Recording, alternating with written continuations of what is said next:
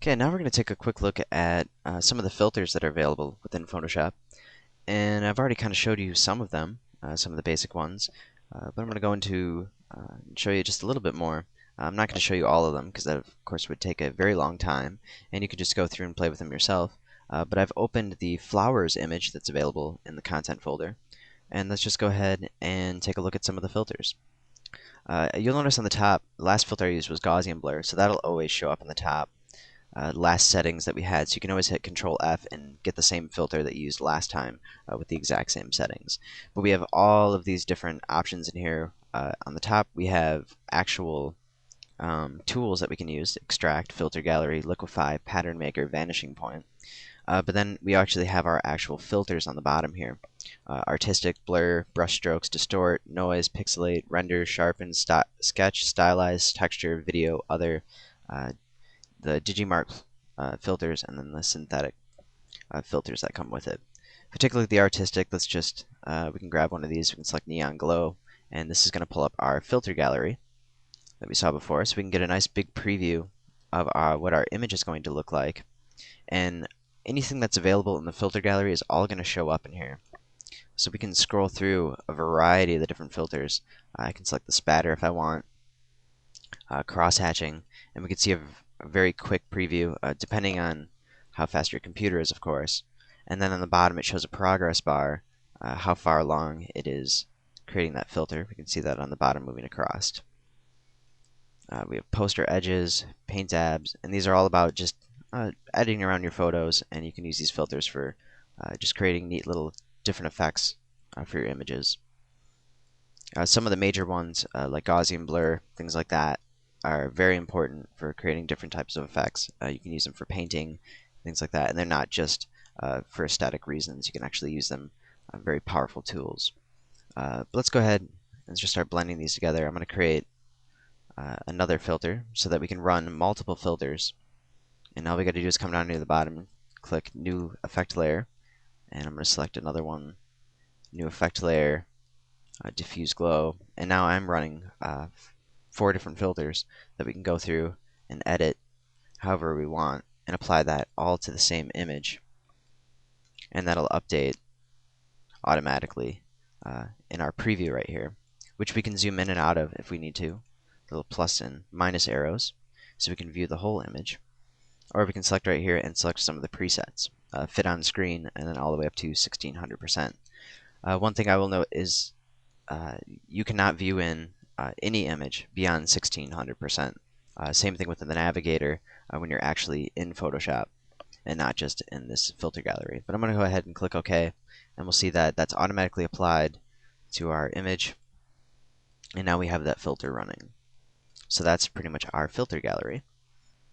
We could also still run blur, and then there's other effects in here that don't use the filter gallery, like find edges.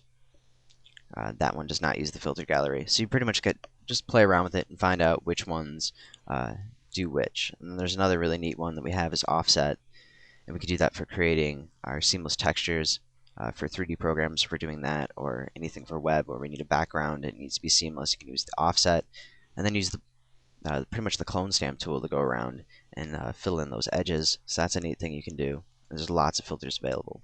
We can also immediately pull up our filter gallery by selecting filter gallery, and then go in and work just like we did before, selecting our filters and then adding more if we need to. And then if you need to delete one, I'm going to go ahead and add another one. We can just select the filter we want to delete.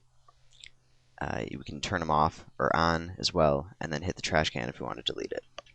I'm going to go up and hit cancel, and I'm also going to go to our history, and we see that filter gallery is there. I'm going to right mouse click and delete that, so we go back to our original image. We have a few other really neat things in here. Liquify is one really neat filter that we can use for lots of different distortion. You'll see that we have our brush size under tool options here. Our brush size, brush density, brush pressure, the rate, turbulence, jitter, and then all of these different masks and things like that. All of our tools on the side here for editing are liquify. And let's just show you how it works. I'm just going to pull things around here. And what it allows us to do is it maps our image to a grid, and then we can adjust that grid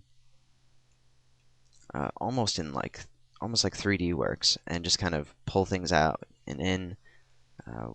We can expand them, zoom in on them, and then of course squish them in if we want to. And you can see it starts to pull the edges in when we get towards the edge. And then there's just the regular move tools and the different brushes you have within there. This is pretty much our repair tool, which will bring us back to our original state. So just play around with it and see what we can do. We got ripples in here.